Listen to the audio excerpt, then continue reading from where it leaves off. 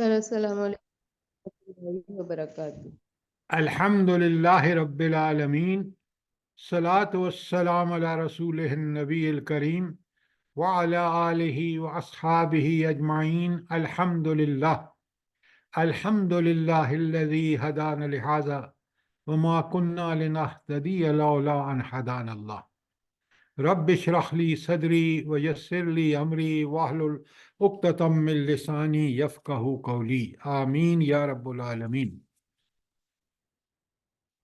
ہم نے شروع کر رکھا ہے کہ یہ جو موت ہے قرآن و سنت کی روشنی میں، کہ اس موت کے بارے میں قرآن مجید میں ہمیں کیا بتایا گیا ہے وہ کل ہم نے پڑھ لیا ہے، اور کچھ چند آیتیں رہ گئی ہیں بڑی اہم، ان کو آپ نے غور سے دیکھنا ہے۔ موت کے بارے میں آپ کوئی سوال اس لیے نہیں کر سکتے کہ قرآن نے کہا کہ موت اٹل ہے، یہ آ کے رہے گی، اور آپ دیکھ رہے ہیں حضرت آدم علیہ السلام سے لے کر آج تک کوئی انسان اس موت سے مفر نہیں کر سکا، بھاگ نہیں سکا، اب اپنے وقت پہ آئی اور اس کو اللہ تعالیٰ کے ہاں پہنچ گیا بندہ۔ تو یہ موت ہے کیا، ہم نے قرآن سے دیکھ رہے ہیں، اور پھر آج کچھ حدیث۔ یہ موت ہی دراصل دروازہ ہے جس سے ہم انٹر ہوتے ہیں آخرت کے سفر کے لیے، یہ بات بہت اچھی طرح نوٹ فرمائیں۔ اچھا، اب آپ کے سامنے ہے سورہ ہود کی آیت 24، جو اللہ تعالیٰ کیوں ضروری موت اور کیوں ضروری آخرت، بڑے غور سے سمجھیں۔ قرآن نے بڑے ٹھوس دلائل سے اس بات کو ہمارے سامنے رکھا ہے۔ مثل الفریقین، دو فریقوں کی مثال ایسی ہے، کیسی ہے؟ ایک فریق کون سا ہے؟ کالعام والاسمہ، ایک تو اندھا اور بہرا ہے ایک گروہ یا ایک فریق، اور والاسمہ والبصیر والسمیع، اور دوسرا گروہ جو ہے وہ دیکھنے اور سننے والا ہے۔ اب آپ سے اللہ تعالیٰ سوال کر رہے ہیں ہم سے، حل یستویان مثلا، کیا یہ دونوں یکساں ہیں، دونوں برابر ہیں؟ مجھے بتائیں کون اس کا جواب دے گا کہ نہیں برابر ہیں؟ ہر آدمی کا ایک برابر نہیں ہے۔ یہ گروہ جو دیکھتا سنتا ہے، اس کو اللہ تعالیٰ نے وہ صلاحیتیں دی ہیں کہ اس سے وہ ہر فیصلہ کر سکتا ہے، اور وہ جو عامہ اور اسمہ ہے، جس کو پتہ نہیں العلم کا، علم وحی کا، اور اس سے اپنے عقل کو استعمال نہیں کرتا، اس کے اندر اللہ کے احکامات کے، وہ عامہ اور اسمہ ہے۔ اور آج دیکھ لیں یہ گروہ کس طرح کے فیصلے کر رہا ہے جو انسانی بنیادی اخلاقیات کے خلاف ہے۔ کیا یہ فحاشی اور عریانی جو ہے یہ انسان کے شان شایع ہے، یا اس کو حیوان کے درجے پر گرا دیتی ہے؟ اور آج آپ دیکھیں، نعوذ باللہ من ذالک، دنیا اپنے آپ کو مہذب کہلاتی ہے، اور ٹرانسجنڈر کو دیکھیں، اللہ رب العالمین نے انسان کو ساری مرد اور عورت پیدا فرما کر ایک نظام دنیا کا کھڑا کیا۔ آج ہم اس نظام میں خلل ڈالنے کے چکر میں ہیں، اور جو سامنے آ رہی ہیں شادیاں مرد کی مرد اور عورت سے، اسے کتنا گھٹیا کام ہے، انسانی بنیادی اخلاقیات کے خلاف ہے۔ تو قرآن جب مثالیں دیتا ہے تو غور کیا کریں کہ کیا یہ دونوں گروہ برابر ہیں، ایک اندھا اور بہرا اور دوسرا دیکھتا اور سننے والا۔ کوئی سوال اس کے بارے میں، سورہ ہود کی آیت 24 کے بارے میں؟ پھر دیکھیں رب العالمین کیا کمال کی دلیل لاتے ہیں۔ ام حسب الذین اجترحوا السیئات، کیا وہ لوگ جو برائیوں کا ارتکاب کر رہے ہیں، جو معاشرے کو تہ و بالا کر رہے ہیں، جن کی برائیوں کی وجہ سے انسانیت سسک رہی ہے، اللہ فرماتے ہیں نجعلہم کالذین آمنوا وعملوا الصالحات، کیا ہم ان کو ان لوگوں کی طرح کر دیں گے جو ایمان اور عمل صالح کریں، جو اللہ کے احکامات پر چل کر بہترین انسان معاشرے کے لیے، ہر حال کوئی معاشرہ ہو، معیشت ہو، وہ اس کے لیے انتہائی سود مند ہے۔ تو اللہ تعالیٰ فرماتے ہیں کہ ذرا بتاؤ تو صحیح کہ ایک گروہ ہے جو برائیوں پہ لگا ہوا ہے، اور دوسرا ایمان اور عمل صالح اللہ تعالیٰ کی اطاعت میں کر کے دنیا کو بھی اپنے اللہ کی تائید سے اس کو اللہ تعالیٰ کی تائید حاصل ہے، اور آخرت میں جنت ہے اس کے. یہ دونوں برابر ہو سکتے ہیں؟ اللہ اکبر. اللہ فرماتے ہیں سواء محیاہم و مماتہم، کہ ان کا جینا اور مرنا یکساں ہو جائے. بتائیں نا. واللہ آپ دیکھتے ہیں دنیا میں اللہ تعالیٰ کے نیک بندے جب مرتے ہیں تو ساری دنیا ان سے جاننے والی جو دنیا ہے وہ کہتی ہے، وہ افسوس کا اظہار کرتی ہے. اور جب یہ برے لوگ مرتے ہیں، قاتل، شرابی، کبابی اور برے لوگ، فحاش اور عیاش، تو لوگ کہتے ہیں الحمدللہ جان چھوٹی ہے. تو کیا ان کی موت اور زندگی برابر ہے؟ ساء ما یحکمون. بہت ہی برے حکم ہیں جو لوگ لگاتے ہیں، یہ برے فیصلے ہیں جو لوگ کرتے ہیں کہ یہ دونوں برابر ہے. آج آپ اپنے معاشرے کو دیکھ لیجئے، نیکی مشکل اور برائی آسان. یہ ہم نے اللہ تعالیٰ کے اس اصول کو کس طرح پامال کیا ہے. قرآن ہی وہ نصیحت ہے جو ہم اس پہ چل کر دنیا اور آخرت کی بھلائیاں کما سکتے ہیں. اور آپ دیکھ لیں کس قدر اللہ رب العالمین دلیل سے ہماری عقل کو اپیل کر کے ہمیں سمجھا رہے ہیں کہ دیکھو یہ دونوں گروہ ہرگز برابر نہیں ہیں. تو اگر یہ دنیا میں اس طرح کا عمل ہو رہا ہے کہ ایک گروہ یہ کر رہا ہے اور دوسرا یہ کر رہا ہے، تو پھر اس کا انجام کیا ہونا چاہیے؟ ہماری اخلاقی جو حالت ہے وہ کیا بتاتی ہے؟ بتائے نا. صاحب عقل اور صاحب اخلاق اور صاحب بصیرت انسان اس بارے میں کیا کہتا ہے کہ یہ اس کا انجام کیا ہونا چاہیے؟ جلدی بتائیں. سر انجام بھی ویسا ہی ہونا چاہیے جیسے دنیا میں عمل کر رہے تھے، اچھوں کے ساتھ اچھا. ہاں، یہ ہے بات. اس کے لیے قیامت ہونی چاہیے. ڈاکٹر صاحب اصل بات یہ ہے کہ اس کے لیے قیامت برپا ہوگی تو وہیں ان کے اعمال کے مطابق ان یہ کو موبائل. دیکھنا ہوگا. جی سر. بڑے غور سے دیکھیے. آپ ذرا دیکھیے اور بڑے غور سے دیکھیے. کیا ہم چاہیں گے کہ ہماری موت مومن کی موت ہو؟ سورہ نحل کی آیت بڑے غور سے دیکھیے. الذین تتوفہم الملائکہ طیبین، ان متقین کی روح جس پاکیزگی کی حالت میں ملائکہ قبض کرتے ہیں تو کیا کہتے ہیں ملائکہ؟ یقولون سلام علیکم، وہ کہتے ہیں تم پر سلامتی ہو. یہ جو ان پر سلامتی کی بات کر رہے ہیں، یہ کس کی طرف سے سلامتی پہنچا رہے ہیں؟ اللہ کی طرف سے. اللہ پاک کی طرف اللہ. سے. کتنا بڑا مقام و مرتبہ ہے ان لوگوں کا جو اللہ کے نیک بندے ہیں. ذرا دیکھیں تو صحیح کیا استقبال ہو رہا ہے موت کے وقت. فرشتے آ کے ان کو اللہ کی طرف سے سلام پیش کر رہے ہیں. کیا خوشخبری دے رہے ہیں، ذرا غور کریں. یہ لمحہ اللہ تعالی ہمیں نصیب کرے. وادخلوا الجنہ، اور داخل ہو جاؤ جنت میں. بما کنتم تعملون، وہ جو تم دنیا میں عمل کرتے رہے نیک، اس کے بدلے میں تم کہاں داخل ہو جاؤ؟ جنت، ان باغوں میں جن کا کوئی آپ تصور بھی نہیں کر سکتے وہ کتنے حسین، جمیل اور کتنے پرسکون ہوں گے. مجھے اور آپ کو ہر ایک کو تمنا کرنی چاہیے کہ موت کے وقت ہم اللہ تعالیٰ ہم دنیا میں ایسے اعمال کریں کہ اللہ تعالیٰ ہمیں اس اعزاز سے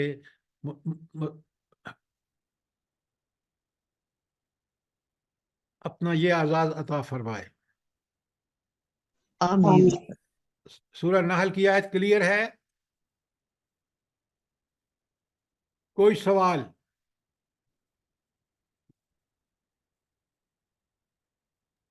سوال تو نہیں ہے سر جی، تمنا بھی ہے اور خواہش بھی ہے اور کوشش بھی ہے کہ اللہ تعالیٰ ہمیں ایسے لوگوں میں شامل کر لے سب کو. آمین آمین ثم آمین.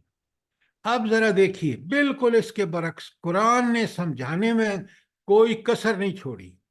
مومن کی وہ موت ہے اور منکر کی موت کیا ہے. اللہ اکبر، کتنا اذیت ناک یہ منظر ہے جو سورہ انفال میں پیش کیا جا رہا ہے. یہ موت کے وقت درپیش ہوگا کن کو؟ منکرین کو. ولو ترا، اللہ اکبر، کاش تو یہ دیکھے. یہ کاج نہیں ہے، کاش تم اس حالت کو دیکھو. کون سی حالت؟ اذ یتوفی الذین کفروا، جب کافر ان کی روحیں قبض کر رہے ہوتے ہیں. الملائکہ، کون قبض کر رہے ہیں؟ ملائکہ. اور پھر وہ کیا کرتے ہیں؟ یضربون وجوہہم وادبارہم، وہ ان کے چہروں پر اور ان کی پیٹھوں پر مار رہے ہوتے ہیں. عجائب. ایک منٹ ذرا غور فرمائیں کتنی اذیت ناک یہ موت ہے. بیٹا یہ دیکھو، دال یہاں غائب ہے، پچھلی میں غائب ہے، اور یہ کاج کیا لفظ ہوتا ہے؟ کاش. اب سنیں آگے ان کو کیا تحدید دی جا رہی ہے. وَذُوقُوا عَذَابَ الْحَرِيقِ، اور اب جلنے کا مزہ بھگتو. بنا یہ کس بات کی خوشخبری ان کو دی رہی ہے؟ وعید دی رہی ہے کہ ذوقوا عذاب الحریق. سر جیسا وہ اعمال کرتے تھے نا. نہیں نہیں نہیں نہیں نہیں نہیں نہیں، وہ تو جلنے کا جہنم کے عذاب. جی دوزخ سر جی سر جہنم دوزخ. کے عذاب کی وہ خوشخبری دے رہے ہیں. نہیں سر، یہ طنزیہ انداز میں بتایا جا رہا ہے ان کو. یہ عذاب قبر کا عذاب ہے، اس کو کیوں مس کر رہے ہیں آپ؟ وہ تو بعد کی بات ہے. موت کے وقت ان کو یہ خبر دی جا رہی ہے. بالکل آپ نے ٹھیک کہا، تنزیہ ہے. لیکن ذوقوا عذاب الحریق کو کیوں نہیں سمجھ رہے آپ؟ کل آئے گا، اور ان چیزوں کو بڑے غور سے دیکھیں. قرآن کو آپ اس طرح سطحی نظر سے مت پڑھیں. یہ اللہ کی کتاب ہے، اور اس کے اندر جو بات بیان ہوئی ہے اس کو کما حقہ سمجھیں. جب موت کے وقت فرشتے ان کو مار رہے ہوتے ہیں، اسی وقت ان کو یہ خبر بھی دے رہے ہوتے ہیں کہ ذوقوا عذاب الحریق. یہ جہنم کی جو کھڑکی کھول دی جائے گی نا، اور یہ عذاب، اس سے عذاب قبر مقصود ہے. کوئی سوال؟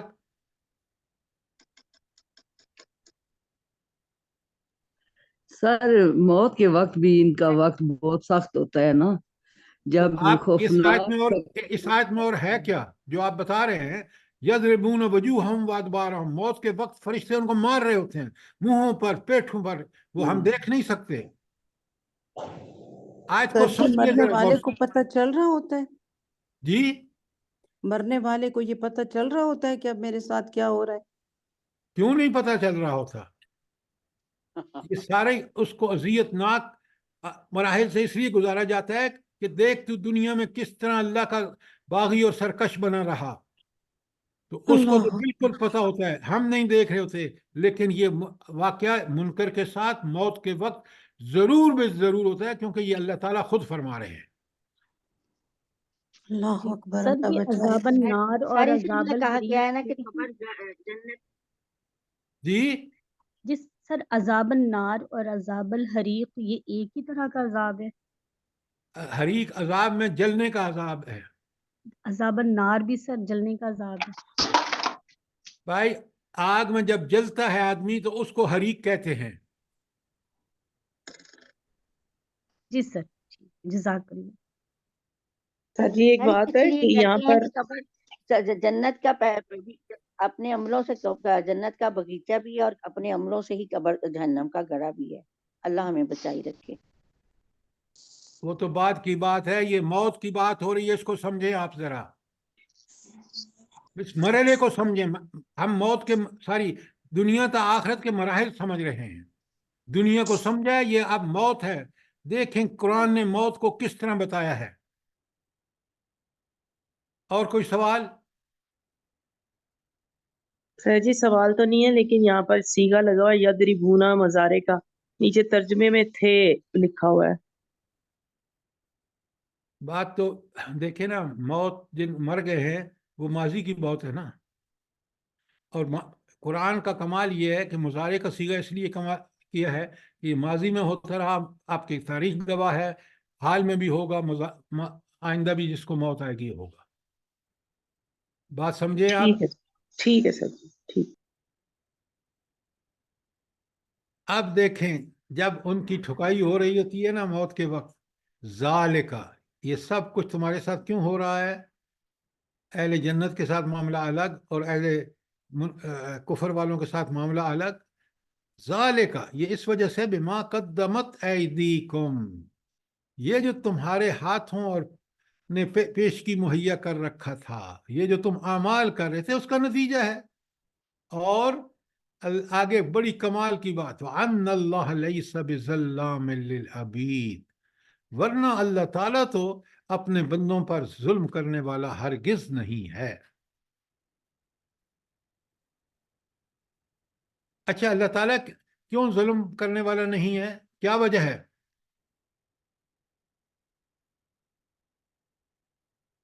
سر جی اللہ کا رحم ہے کہ اللہ تعالیٰ نے قرآن اور سنت نازل فرما کے قرآن اور نبی کریم صلی اللہ علیہ وسلم کو بھیج کر ہم تک ہر طرح سے ہماری رہنمائی فرمائی، وہ اس کا رحم ہے. تو اس سر لیے یہ اللہ بات تعالیٰ کی اپنی مخلوق ہے. آپ ذرا میری بات سنیں. آپ نے بات اللہ بالکل تعالیٰ پورا پورا انصاف کرنے والا ہے. آپ ذرا میری بات سنیں نا، یہ آپ سب سنی سنائی آیت کے اندر رہ کے اس کی تشریح کریں. آیت کہہ رہی ہے کہ جو کچھ لوگوں نے ہاتھوں کی کمائی کی ہے اسی کا ان کو بدلہ مل رہا ہے. نیکی کی ہے تو نیکی کا بدلہ موت کے وقت، برائی کی ہے تو برا بدلہ، اور یہ برا بدلہ ان کے خود ہاتھوں کی کمائی ہے. اللہ نے ان پر کوئی ظلم نہیں کیا.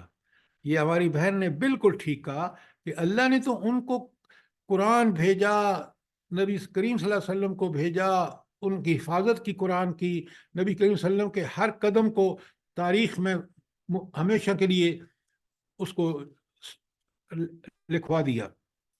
اب اگر انسان نے اس کے باوجود کہ اللہ تعالیٰ نے اس پر یہ اتنی رحمت کی کہ اس کو پوری ہدایت اس کے لیے مہیا رکھی، تو پھر اس نے کیوں یہ سب کچھ کیا؟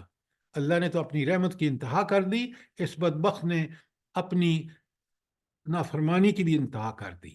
لہٰذا اللہ تعالیٰ نے تو ظلم نہیں کیا، اللہ نے تو احسان کیا اس کے ساتھ. یہ باتیں سمجھیں کلیئرلی. اگر ہم یہ نہیں سمجھیں گے کہ ہدایت اللہ تعالیٰ کی سب سے دنیا میں بڑی نعمت ہے، اور اللہ تعالیٰ جو ہے وہ انسانوں کے ساتھ ذرا برابر بھی ظلم نہیں کرتا. بات سورہ انفال کی کلیئر ہے 51. اب اسی کا ثبوت آپ سورہ محمد میں لے لیجئے. فَكَيْفَ، بلا اس وقت کیا حال ہوگا. کس وقت کی بات ہے؟ استوفاہم الملائکہ، جب ملائکہ ان کی روح قبض کر رہے ہوں گے. یضربون وجوہہم وادبارہم. عجائب، یہ دال بالکل مس کر رہا ہے ہر جگہ کمپیوٹر آپ کا. اب پھر اگلی آیت میں یہی حال ہے. تو آپ غور کر رہے ہیں. اللہ تعالی ہمیں دنیا میں وہ اعمال کرنے کی توفیق عطا فرمائے کہ ہماری موت منکر کی موت نہ ہو.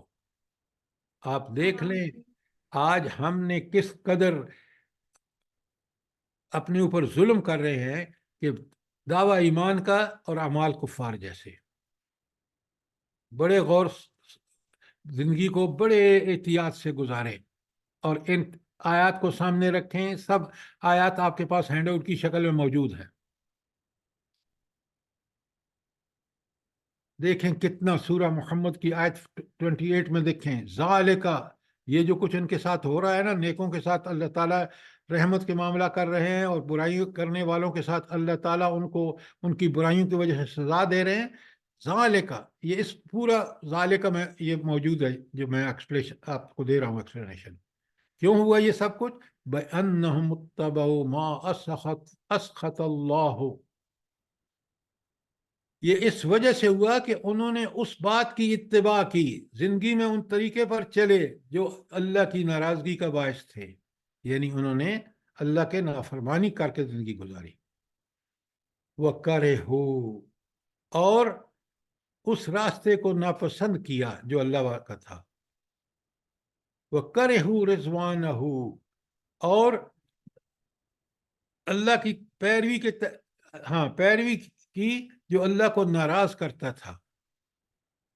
اب یہ جب انہوں نے عمل کیا کہ اللہ کی رضامندی کا کوئی انہوں نے خیال نہ رکھا، تو اللہ تعالیٰ نے آخرت میں کیا کیا؟ فَحْبَطَ أَعْمَالُهُمْ، تو ان کے سارے جو اعمال کیے دھرے تھے، جو کوئی ایک سیدھے بھی تھے، وہ سب اللہ تعالیٰ نے ان کو ضائع کر دیا۔ کیوں؟ وہ جب ایمان نہیں ہے اور ایمان کے مطابق عمل نہیں ہے تو اللہ تعالیٰ کے ہاں قبول نہیں ہے۔ بڑے غور سے دیکھیے، سمجھیے بات کو۔ یہ آیات ہم ایسے گزر جاتے ہیں، دیکھیں ایک ایک آیت کو دیکھیں ذرا۔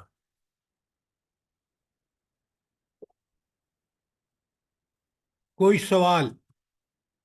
اب سر میرا آج سوال، السلام علیکم سر، میرا سوال ہے جی کہ اس میں ہماری جو نمازیں ہیں، ہماری نمازیں، روزے، حج، یہ سب بھی شامل ہیں؟ یہ بھی ضائع ہو جائیں گے؟ نہیں، ہمارے کی بات نہ کریں نا، آپ یہ بات کریں کہ ایک شخص جو تھا وہ زبان سے تو دعویٰ کرتا تھا، کبھی کبھی نماز پڑھ لی اور حج بھی کر لیا اپنے ساتھ الحاج لکھنے کے لیے، لیکن نہ اس کا ایمان اللہ کی رضا کے لیے تھا، نہ اس کے اعمال ایسے تھے، تو اس کے یہ جو چھوٹے موٹے کہیں ادھر ادھر اعمال کیے بھی ہوں گے دکھاوے کے لیے، وہ سارے ضائع ہو جائیں گے۔ مومن کیا کرتا ہے؟ دیکھیں، مومن جو ہے اگر اس سے غلطی ہو جاتی ہے تو اللہ تعالیٰ سے توبہ کر کے معافی کرا لیتا ہے اور اپنے رویے کو ٹھیک کر لیتا ہے۔ بات سمجھ آئی نہیں آپ کو؟ جی سر، شکر ہے سر، الحمدللہ۔ ہاں، دیکھیں، اللہ تعالیٰ سے نیک عمل کرنا چاہیے سب سے پہلے، اور اس سے اچھی امیدیں رکھنی چاہیے۔ قرآن و سنت ہمیں بالکل ٹھیک سیدھا رکھتا ہے اگر ہم نے اس سے ہدایت لینے کے ساتھ ہم اس کو پڑھیں تو۔ اچھا، اب ہو گئی آیات ختم، کتنی ساری آیات آپ کے سامنے ہیں۔ انشاءاللہ جب بھی ہم مطالعہ کریں گے، اب آگے آ رہا ہے نا آپ کا برزخ، اس میں بھی پہلے ہم قرآن کی آیات لیں گے، تو بہت غور سے دیکھیں، سمجھیں، ہینڈ آؤٹ آپ کے پاس ہوتا ہے، سوال کریں۔ اب آ جائیے موت، مومن کی موت کے وقت صورتحال کیا ہوگی، وہ تھی قرآن میں، اب حدیث میں آ جائیے، ذرا غور سے دیکھیے، بالکل آپ کو وہی چیز ایک دوسرے رنگ میں پیش کرتی ہے حدیث۔ ابو ہریرہ رضی اللہ تعالی عنہ روایت کرتے ہیں کہ جب مومن کا موت کا وقت آتا ہے تو فرشتے، رحمت کے فرشتے، کون سے فرشتے؟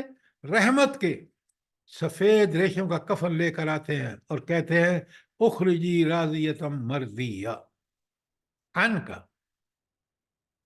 ہائے ہائے، کیا الفاظ ہے، اپنی جان نکال دے، راضیتم مرضیہ، سبحان اللہ، کاش ہمیں اللہ یہ مقام، تو اللہ سے راضی اور اللہ تجھ سے راضی، کیا کیفیت ہے، کیا الفاظ ہے، اللہ تجھ سے راضی، تو اللہ سے راضی، الی روح اللہ و ریحان، کس طرف چل؟ اللہ کی رحمت کی طرف اور جنت کی خوشبو کی طرف۔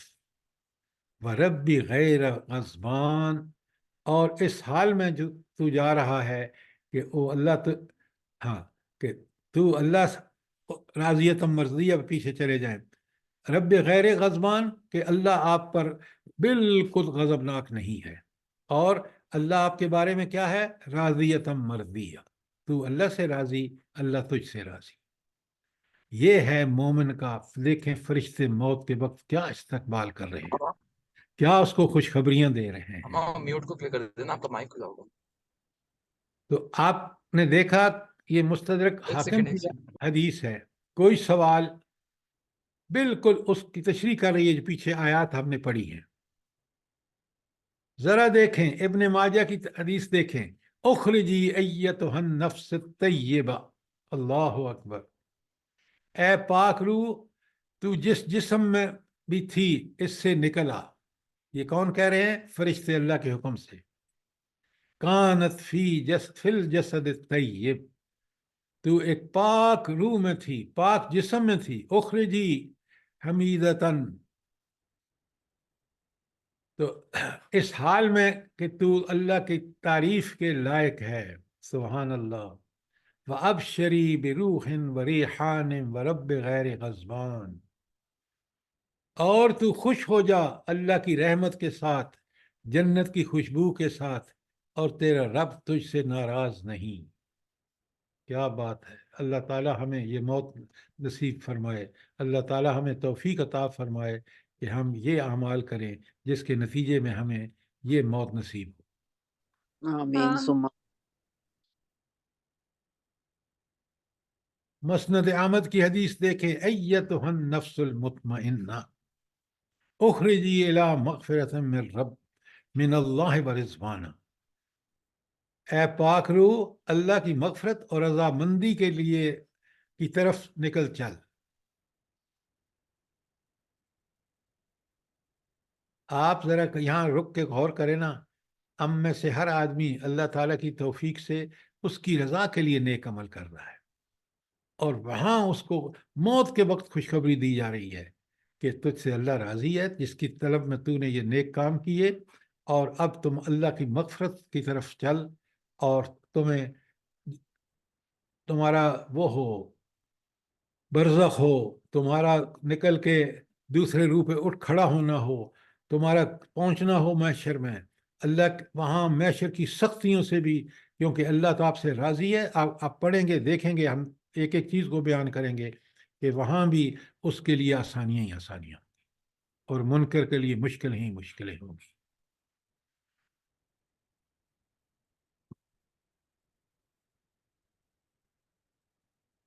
یہ شیخ عبدالحق حقانی فرماتے ہیں کہ یہ بات بوقت مرگ یعنی موت کے وقت بھی نیکوں سے پیش آتی ہے، کیونکہ یہ بھی قیامت صغریٰ ہے. رحمت کے فرشتے نہایت مہربانی سے کہتے ہیں کہ اے روح، اطمینان والی روح، چل اپنے رب کی طرف. اس ویران دنیا کو چھوڑ کر تو اس سے خوش، وہ تجھ سے خوش، تیرے لیے وہاں بڑی تیاریاں ہیں. احادیث صحیح میں اس کی بکثرت تصریح موجود ہے. دیکھیں کتنی بڑی خوشخبریاں ہیں اس نیک زندگی گزارنے کے والے کے ساتھ. ابن ماجہ کی حدیث پھر سنیں، ایتها النفس الخبیثہ، یہ وہ نفس طیبہ تھی نا، اب آ گیا ذکر کس کا؟ وہ جو خبیث ہے، جو اللہ تعالیٰ کی نافرمانی کرتا ہے نفس، تو اس سے ڈائریکٹ اللہ خطاب فرما رہے ہیں، ایتها النفس الخبیثہ، اے وہ خبیث روح، اخرجی الی سخط من اللہ وغضب. اللہ اکبر، اللہ اکبر. کیا اس کو وعید بتائی جا رہی ہے؟ اللہ کی ناراضگی اور کہ غصے کی طرف نکل چل. بلا اس میں کون سے دو الفاظ ہیں جو دل دہلا دینے والے ہیں؟ جلدی بتائیے. سر سخیتا اور غضبا. ناراضگی اور غصے. بالکل آپ نے ٹھیک کہا. کس کی ناراضگی اور کس کا غضب؟ اللہ رب العالمین کا، جس کی طاقت اور قدرت کا ہم پوری طرح احاطہ بھی نہیں کر سکتے. اللہ اکبر. کاش ہمیں اس بات کا احساس ہو کہ ہمیں اپنے رب کو ناراض نہیں کرنا. رب کب راضی ہوتا ہے؟ جب ہم اس کی اطاعت کرتے ہیں، اس کی رحمت کے حقدار ہو جاتے ہیں. اور جب ہم جان بوجھ کے کوئی غلطی کرتے ہیں تو پھر یہ اللہ کی ناراضگی اور اللہ کا غضب. ابن ماجہ کی حدیث سنیں، اخرجی ایتها النفس الخبیثہ، نکل اے روح، نکل اس نفس خبیثہ کی روح.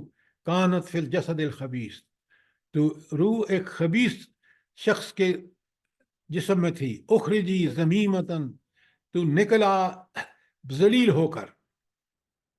وابشری، اور ہم تمہیں بشارت دیتے ہیں. یہ تنزن کہا جا رہا ہے کس کی؟ بحمیم، کھولتے ہوئے پانی کی، وغساکن، پیپ کی، وآخر من شکل ہی ازواج، اور بعض دوسرے عذابوں کی. جو ازواج کا مطلب ہے ایسے جوڑے جو اس کے پیپ کے پانی کے عذاب کی شکلیں ہیں. آپ دیکھ رہے ہیں کہ موت کے وقت انسان کے ساتھ کیا معاملہ ہو رہا ہے. کیوں کہ اس نے دنیا میں ایک باغیانہ اور سرکشی کی زندگی گزاری ہے. بڑے غور سے دیکھیں، ہم ان چیزوں کو سننا نہیں پسند کرتے. اللہ رب العالمین نے بیان کر کے حجت تمام کر دی ہے. قبر کی ہولناکی اور تاریکیاں، اللہ اکبر، یہ کل ہمارا مضمون ہوگا. تو آخرت سے مراد صرف قیامت ہی نہیں بلکہ عالم برزخ کی آخرت ہی کا ایک حصہ ہے. یہ نوٹ کریں، موت بھی ایک حصہ ہے بلکہ آخرت کی گھاٹیوں میں سے پہلی گھاٹی ہے. جیسے حدیث میں آتا ہے، ترمذی کی حدیث آپ کے سامنے ہے، ان القبر اول منزل من منازل الاخرہ، بے شک قبر آخرت کی گھاٹیوں میں سے پہلی گھاٹی ہے. کبھی ہم نے سوچا ہے کہ یہ معمولی بات نہیں ہے کہ بس آخرت میں جی حساب ہوگا؟ بھئی آپ کا حساب کتاب موت کے وقت شروع ہو چکا، آپ نے دیکھ لیا.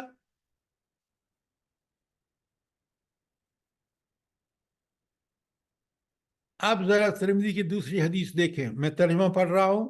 بے شک قبر آخرت کی گھاٹیوں میں سے پہلی گھاٹی ہے. اگر کوئی شخص اس میں کامیاب ہو گیا تو اس کے بعد آنے والی گھاٹی اس سے زیادہ آسان ہوگی، اور اس میں کامیاب نہ ہو سکا تو بعد میں آنے والی گھاٹی اس سے سخت ہوگی. پھر حضرت عثمان نے بیان کیا کہ رسول اللہ صلی اللہ علیہ وسلم نے فرمایا، میں نے قبر سے زیادہ کوئی وحشت ناک منظر نہیں دیکھا. ذرا غور فرمائیں کہ نبی صادق فرما رہے ہیں کہ قبر کا جو منظر ہے وہ سب سے وحشت ناک ہے. کیوں؟ وہ انسان ایک اس دنیا میں جا رہا ہوتا ہے، آخرت والے پہلے سفر میں روانہ ہو رہا ہے، اور وہیں اس کو بتا دیا جاتا ہے کہ تم اس مرحلے میں نیکوں کے ساتھ ہو یا بروں کے ساتھ ہو، اور وہ اس کی اپنی ذاتی کارروائی جو ہے اس کی بنا پر اس کو اس کی اطلاع معاملہ کیا جاتا ہے. یہاں یہ بات پیش نظر رکھنی چاہیے کہ انسان کی نیکیاں اس کی قبر میں نور اور حساب و کتاب میں آسانی کا ذریعہ ثابت ہوں گی اور عذاب قبر سے بچائیں گی. لہذا مجھے اور آپ کو یہ بات ہمیشہ کہ نیکی کو ہاتھ سے مت جانے دیں، چھوٹی سی چھوٹی کیوں نہ ہو. حضرت انس سے روایت ہے، بخاری مسلم کی حدیث ہے، یہ نوٹ فرمائیں کہ مرنے کے بعد بندہ جب اپنی قبر میں رکھ دیا جاتا ہے اور اس کے ساتھ یعنی جنازے کے جانے والے ساتھ آنے والے واپس چل دیتے ہیں، اور ابھی وہ اتنے دور اتنے قریب ہوتے ہیں کہ ان کی جوتیوں کی چامپ وہ سن رہا ہوتا ہے. اللہ اکبر. تو اسی وقت اس کے پاس دو فرشتے آتے ہیں، اس کو بٹھاتے ہیں، پھر اسے پوچھتے ہیں کہ تم اس شخص کے بارے میں کیا جانتے ہو. یہ کون شخص ہے؟ حضور نبی کریم صلی اللہ علیہ وآلہ وسلم کے بارے میں سوال پوچھا جاتا ہے. ان کا یہ سوال رسول اللہ کے متعلق ہوتا ہے. بس جو سچا مومن ہے وہ کہتا ہے میں گواہی دیتا ہوں کہ آپ اللہ کے آپ بھی میں بھی گواہی دیتا ہوں کہ اللہ کہ آپ کیا گواہی دیتا ہوں کہ وہ اللہ کے بندے اور اس کے رسول برحق ہے. پہلے یہاں رک جائیے، یہ مجھے بتائیں کہ کون سا مومن یہ گواہی دے گا؟ وہاں جس نے اپنی زندگی قرآن و سنت کے مطابق گزاری ہوگی اس کو اللہ کی پہچان ہوگی. نبی کریم صلی اللہ علیہ وآلہ وسلم کی اطاعت میں زندگی گزاری ہوگی. وَمَن يُطِعِ اللَّهَ وَمَن يُطِعِ الرَّسُولَ فَقَدْ أَطَاعَ اللَّهَ. اللہ نے قرآن میں کہیں نہیں کہا کہ میری صرف اطاعت کرو، کہا میری اور میرے رسول صلی اللہ علیہ وسلم کی اطاعت کرو. کیوں؟ رسول صلی اللہ علیہ وآلہ وسلم نمونہ ہے ان کی اطاعت کا. تو جس شخص نے رسول اللہ صلی اللہ علیہ وسلم کے اس مقام کو پہچان کر آپ کی طرح عبادت کی ہوگی وہ یہ جواب دے سکے گا. ذرا صرف قرآن و سنت کہہ کے سائڈ میں نہ ہو جایا کریں، بات کو پوری طرح جس مقام پہ جو بات کہی جا رہی ہے اس کو پوری طرح کھول کے سمجھیں. سوال ہو رہا سر ہے جی نبی جی سر جی یہ ایک سوال ہے کہ جب قبر میں مردے کو ڈال کے دفن کر کے آتے ہیں تو کہتے ہیں کہ اتنی دیر وہاں پر کھڑے رہیں کہ جس طرح ایک اونٹ کو ذبح کر کے اس کا گوشت بانٹا جاتا ہے، تو اس دوران پھر یہ کیا ادھر بیٹھ کے پڑھتے رہیں کہ اس کے دیکھیے میری سوال جو ہاں اب آپ ذرا اپنا موبائل مائک بند رکھیں پلیز. دیکھیں میری بات سنیں. یہ نبی کریم صلی اللہ علیہ وسلم کا ارشاد مبارک ہے کہ جب اس کا سوال و جواب ہو رہا ہو تو وہاں اس کی استقامت کے لیے دعا کرو کہ وہ ثابت قدم رہ کے جواب دے. لیکن ثابت قدم وہی رہے گا جو دنیا میں اللہ تعالیٰ کے رسول صلی اللہ علیہ وسلم کی اطاعت میں زندگی گزاری ہے. بات سمجھ آ گئی؟ اب سنیں، جب یہ جواب دیتا ہے نا کہ وہ اللہ تعالیٰ کے رسول برحق ہیں، کیوں؟ اس نے پوری زندگی اس برحق رسول کی اطاعت کا حق ادا دیا. تو یہ جواب سن کر فرشتے کیا کہتے ہیں؟ اسے کہتے ہیں ایمان نہ لانے والے کی صورت میں دوزخ میں تمہاری جگہ ہونے والی تھی، ذرا اس کو بھی دیکھ لو. کیا مطلب ہے؟ کہ اگر تم نے یہ کام دنیا میں نہ کیا ہوتا اور جو ہم آپ کو خوشخبری دے رہے ہیں تو پھر نافرمانی اور سرکشی کی زندگی گزارنے کے لیے گناہ اگر تم گزارتے تو یہ تم جہنم کی ان گہرا اتھائیوں میں ہوتے. بہت غور سے سمجھیں. اب اللہ نے بجائے اس کے تمہارے لیے جنت میں ایک جگہ عطا فرمائی ہے اور وہ یہ ہے، اس کو بھی دیکھ لو. یعنی جنت اور دوزخ دونوں مقام اس کے سامنے رکھ دیے جاتے ہیں، چنانچہ وہ دونوں کو ایک ساتھ دیکھے گا. اور جو منافق اور کافر ہوتا ہے تو اسی طرح مرنے کے بعد اس سے بھی رسول اللہ صلی اللہ علیہ وسلم کے بارے میں پوچھا جاتا ہے کہ اس شخص کے بارے میں تم کیا کہتے ہو اور اس کو کیا سمجھتے ہو. بس جو منافق اور کافر ہوتا ہے کہ میں اس کے بارے میں خود تو کچھ نہیں جانتا، دوسرے لوگ جو کہا کرتے تھے وہی میں بھی کہتا تھا. اس کے جواب پر اس کو کہا جائے گا کہ تو نے نہ خود کو جانا اور نہ جان کر ایمان لانے کی کوشش کی. تو شعوری ایمان مطلوب ہے. تو نے پیروی کی اور لوہے کے گردوں سے اس کو مارا جاتا ہے جس سے وہ اس طرح چیخے گا کہ جن و انس کے علاوہ اس کے آس پاس کی ہر چیز کا چیخنا سنے گا، ہر چیز اس کا چیخنا سنے گی. اب ذرا بخاری مسلم کی دونوں کی حدیث ہے اور اب آپ دیکھ لیں کہ موت کے مرحلے پر انسان سے کیا ہوتا ہے. بات کھول کھول کے قرآن و حدیث نے بیان کر دی ہے. اور اللہ تعالی ہمیں ان نیک اعمال جو اللہ کی رضا کا باعث ہوں وہ کرنے کی توفیق عطا فرمائے تاکہ ہمارے ساتھ اور حضور نبی کریم صلی اللہ علیہ وآلہ وسلم کے ساتھ ہمارا ایسا ہی تعلق ہو، اطاعت والا، محبت والا، تاکہ قیامت کے دن ہم ان سوالوں کا ٹھیک ٹھیک جواب دے سکیں. کوئی سوال؟ سر میرا ایک سوال ہے کہ یہ بہت طویل حدیث ہے اور کافی اوتھینٹک لگ رہی ہے کیونکہ بخاری و مسلم کی ہے، لیکن سر اس میں صرف ایک ہی سوال کے بارے میں بات ہے، نہیں، تو وہ باقی تینوں جو دو سوال سوالات آپ بالکل ٹھیک کہہ رہے ہیں. کل جب ہم پڑھیں گے نا تو میں آپ کو وہ حدیث حوالے کے ساتھ پیش کروں گا، ٹھیک ہے؟ وہ تین ہی سوال ہیں، من ربوں کا، ما دینوں کا اور من نبیوں کا. یہ تین سوال وہاں بالکل کلیئر، آپ بالکل ٹھیک کہہ رہے ہیں. یہاں صرف ایک سوال کا ذکر ہے. اچھا آپ ایک بات مجھے بتائیں، اگر اس ایک سوال کا ٹھیک جواب دے گا تو باقیوں کا کیا غلط دے گا؟ جلدی بتائیں. نہیں سر، ڈیفینیٹلی وہ بھی صحیح ہوں گے. ہاں، یعنی دیکھیں نا، یہ آپ ذرا غور فرمائیں ڈاکٹر صاحبہ کہ رب العالمین نے یہ تین سوال اس کی پوری زندگی کا نچوڑ ہے کہ اس نے ان تین سوالوں میں پتہ لگ جائے گا، صاف صاف پتہ لگ جائے گا. اگر اس نے دین اسلام پر زندگی نہیں گزاری تو کیسے جواب دے گا؟ اگر اس نے نبی رسول کا جواب میں اس نے یہ نہ بتایا کہ میں نے نبی کریم صلی اللہ علیہ وسلم کی اطاعت کر کے اور ان سے دل و جان سے پیارا سمجھ کے زندگی گزاری ہے، کیسے جواب دے گا؟ اور آخرت کو پیش نظر رکھ کے زندگی نہیں گزاری تو کیسے جواب دے گا؟ یہ تو آخرت کے مراحل آپ پڑھ رہے ہیں۔ السلام علیکم علیکم السلام ورحمۃ اللہ۔ سر جی، ایک سوال میں بھی پوچھ لوں؟ اجازت کی کوئی ضرورت نہیں ہے، پوچھیں، فٹافٹ پوچھیں۔ اچھا، یہ قبر کا جو عذاب ہے، یہ سوال و جواب ہیں، یہ صرف مسلمانوں کے لیے ہیں جو نان مسلم ہیں، کرسچن وغیرہ، ان سے بھی کیے جائیں گے یا صرف مسلمان مومنوں کے لیے سوال ہیں؟ یہ ہر انسان کے لیے ہیں، ہر انسان کے لیے ہیں۔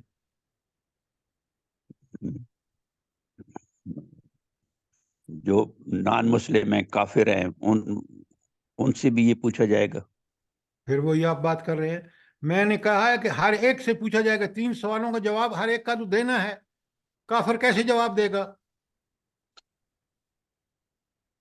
کیونکہ نبی کریم صلی اللہ علیہ وسلم کو پوری انسانیت کی طرف رسول بنا۔ یہ بات آپ کی اپنی جگہ ہے، لیکن یہ 3 سوال ہر آدمی سے، موت، جس کو موت آئے گی اس کو ہوگا۔ بات کلیئر ہے؟ ٹھیک ہے جی سر، اس لیے کہ سب اللہ کے بندے ہیں، اسی اللہ نے پیدا کیا۔ بالکل بالکل، سب اللہ کی مخلوق ہے، سب سے سوال ہوگا، ہر ایک مرنے والے سے سوال ہوگا۔ اب جو پچھلے حدیث آپ نے دیکھی ہے بڑی پیاری ہے، ذرا غور سے سنیں۔ حضرت زید بن ثابت انصاری سے روایت ہے کہ ایک دفعہ جب کہ رسول اللہ صلی اللہ علیہ وسلم اپنی خچر پر سوار قبیلہ بنی نجار کے ایک باغ میں سے گزر رہے تھے، اچانک آپ کی خچری راستے سے ہٹی اور ٹیڑھی ہوئی، اور اس کی ایسی حالت ہوئی کہ قریب تھا کہ وہ آپ کو گرا دے۔ اچانک نظر پڑی تو دیکھا کہ وہاں 5-6 قبریں ہیں۔ بڑے غور سے سنیے، رسول اللہ صلی اللہ علیہ وسلم نے فرمایا، اس قبر کے مردوں سے کون واقف ہے؟ یعنی تم میں کوئی ان کا لوگوں کا جانتا ہو تو ان قبروں میں مدفون ہے۔ ساتھیوں میں سے ایک شخص نے کہا، میں جانتا ہوں۔ آپ نے فرمایا، یہ لوگ کس زمانے میں مرے؟ اس شخص نے عرض کیا، زمانہ شرک میں مرے۔ آپ نے فرمایا، یہ لوگ اپنی قبروں میں عذاب میں مبتلا ہیں۔ اگر یہ خوف کہ تم مردوں کو دفن نہ کر سکو گے تو میں اللہ سے دعا کرتا کہ عذاب قبر میں جتنا کچھ ہے میں سن رہا ہوں وہ اس میں سے کچھ تم کو سنا دے۔ بھلا کیا مطلب ہے اس کا؟ جلدی بتائیں۔ کہ یہ اتنا سخت عذاب ہے کہ اگر تمہیں پتہ چل جائے کہ قبر میں مردے کو اتنا بڑا عذاب ہوگا جو نافرمان ہے، تو تم اس ڈر سے اس کو دفن ہی نہ کرتے۔ اب دیکھیں، یہاں بالکل صاف حضور نبی کریم صلی اللہ علیہ وآلہ وسلم فرما رہے ہیں کہ ان کو یہ عذاب سنایا جاتا ہے، اور اسی وجہ سے خچری ان کی بدکی۔ یہ فرمانے کے بعد آپ ہماری طرف متوجہ ہوا، فرمایا، دوزخ کے عذاب سے اللہ تعالیٰ سے پناہ مانگو۔ سب کی زبان سے نکلا، ہم دوزخ کے عذاب سے اللہ تعالیٰ کی پناہ مانگتے۔ آپ نے فرمایا، قبر کے عذاب سے اللہ تعالیٰ کی پناہ مانگو۔ سب نے کہا، ہم قبر کے عذاب سے اللہ تعالیٰ کی پناہ مانگتے ہیں۔ آپ نے فرمایا، سب فتنوں سے اللہ تعالیٰ کی پناہ مانگو، ظاہری فتنوں سے بھی اور باطنی فتنوں سے بھی۔ سب نے کہا، ہم سب ظاہری اور باطنی فتنوں سے اللہ تعالیٰ کی پناہ مانگتے ہیں۔ آپ صلی اللہ علیہ وسلم نے فرمایا، دجال کے عظیم ترین فتنے سے اللہ تعالیٰ کی پناہ مانگو۔ سب نے کہا، ہم دجالی فتنے سے اللہ تعالیٰ کی پناہ مانگتے ہیں۔ یہ تھے نبی کریم صلی اللہ علیہ وآلہ وسلم کے صحابہ، اور کس طرح آپ کی بات کو سنتے اور اس پر عمل کرتے، ذرا اس سے دیکھ لیں۔ جی سر، یہ آخری تشہد کی دعا میں شامل ہے نا، یہ والی دعا، اللہم انی اعوذ بک من عذاب القبر و من عذاب جہنم، آگے پھر چلتی ہے۔ جی وہ دعائیں بالکل موجود ہیں۔ اب ذرا وہ حدیث ایک الگ سے پھر دیکھیں آپ، لولا ان تدافنوا لدعوت اللہ ان یسمعکم من عذاب القبر الذی اسمع منہ۔ یعنی اگر یہ خوف نہ ہوتا کہ تم مردوں کو دفن نہ کر سکو گے تو میں اللہ تعالیٰ سے دعا کرتا کہ قبر کے عذاب میں جتنا میں سن رہا ہوں ان میں سے کچھ وہ تم کو سنا دے۔ یعنی اتنا اذیت ناک ہے یہ سب آوازیں کہ کچھ سنا دیں گے تو تم اتنے ڈر جاؤ گے کہ یہ کتنا سخت ہے یہ بات، تو تم اپنے مردوں کو دفن کرنا چھوڑ دو گے۔ اس کا مطلب یہ ہے کہ قبر کے عذاب کی جو کیفیت اللہ تعالیٰ نے مجھ پر منکشف فرما دی ہے، یعنی جو نبی کریم صلی اللہ علیہ وسلم کو سنوا دی ہے، اور عذاب دیے جانے والوں کی چیخ و پکار جو میں سن رہا ہوں، اگر اللہ تعالیٰ وہ تمہیں بھی سنوا دے تو اس کا خطرہ ہے کہ تم موت سے اتنے دہشت زدہ ہو جاؤ گے کہ مردوں کو دفن و کفن کا انتظام بھی نہ کر سکو گے۔ اس لیے اللہ تعالیٰ سے دعا نہیں کرتا تاکہ وہ بھی سنا دے، تمہیں سنا دے۔ یہ ہے عذاب قبر کا حوال، جو انشاءاللہ کل مزید تفصیلات دیکھیں گے۔ اب یہ دعا آپ یاد کر لیں، اللہم انی نعوذ بک من عذاب القبر ونعوذ بک من عذاب النار ونعوذ بک من فتنة ما ظہر منہا وما بطن ونعوذ بک من فتنة الدجال۔ بڑی کمپریہنسو دعا ہے، آپ کے پاس ہے، آپ اس کو پڑھیں، سمجھیں، اور اس دعا کا کثرت سے اپنی نمازوں کے بعد اس دعا کو مانگیں۔ کوئی سوال، کوئی چیز کلیئر نہ ہوئی ہو؟ سر جی یہ تو قبر کا عذاب ہے، تو یہ جو موت کا مرحلہ ہے جہاں پہ فرشتے اس طریقے سے روح نکال رہے ہیں، وہ بھی تو کیفیت انسان کی پاس بیٹھے انسانوں پہ ظاہر نہیں ہوتی، مطلب کس طرح کی کیفیت ہے؟ اگر وہ جو نیک روح ہے تو اس کے ساتھ، اور جو بد روح ہے اس کے ساتھ۔ دیکھیں نا، یہ سب چیزیں ہمیں بتا دی گئی ہیں، اب ہمیں ان کا پتہ ہی نہ ہو، اور ہم ایک سنا سنایا اسلام، یہ چیزیں اس لیے ہیں کہ ہم اتنی بڑی ڈگریاں لیتے ہیں، کاش یہ ہم پڑھ لیں، سمجھ لیں، ہماری زندگی بدل جائے۔ آخرت کا یقین، ان تمام چیزوں کا یقین ضروری ہے۔ موت کیا ہوتی ہے، اس میں کیا ہوتا ہے، آگے برزخ آ رہا ہے، پھر پہلا سور ہوگا، پھر دوسرا سور ہوگا، پھر اسی طرح محشر ہوگا، پھر آپ کا حساب کتاب ہوگا، پھر آپ کا وہ ہوگا اپنا حوض کوثر ہوگا، پھر پلسرات ہوگا، پھر جنت اور دوزخ۔ ایک ایک چیز کو ہم پڑھیں گے، سمجھیں گے، تاکہ ان کی صحیح فہم ہمیں حاصل ہو جائے نا، تو بالکل ہماری دنیا میں ہم دوسرے قسم کے انسان بن جائیں۔ ہم نے تو آخرت کے مراحل کو کبھی سمجھا ہی نہیں۔ اللہ تعالیٰ نے ان کو بیان کرنے کا قرآن اور حدیث میں آپ دیکھیں گے حق ادا کیا ہے۔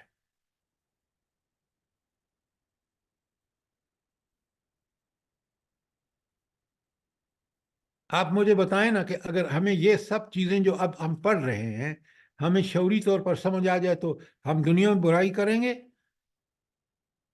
بالکل نہیں سر۔ نہیں سر۔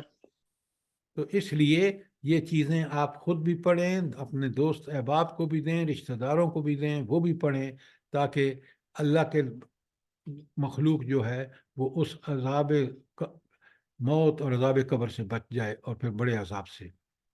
اس لیے کہ آپ دیکھ رہے ہیں کہ جب موت قبر میں انسان کو فرشتے نیک آتے ہیں تو وہ انڈیکیشن ہوتی ہے کہ اگلے سارے مراحل اس کے آسان ہو جائیں گے۔ لیکن اس خوشخبری کا مستحق بننے کے لیے ہمیں دنیا میں ٹھیک ٹھیک اللہ اور اس کے رسول، قرآن اور سنت کی پیروی کرنی ہوگی۔ اب باقی کی احادیث آپ خود پڑھیں گے، اور کوئی سوال ہو قبر کے بارے میں، آپ کے پاس الحمدللہ قرآن و سنت کی پوری انفارمیشن آ گئی ہے، اور آپ کے پاس ساری قرآن سے آیات اور حدیث دونوں موجود ہیں موت کے حوالے سے۔ بالکل اسی طرح ہم کور کریں گے آگے کے مراحل کو۔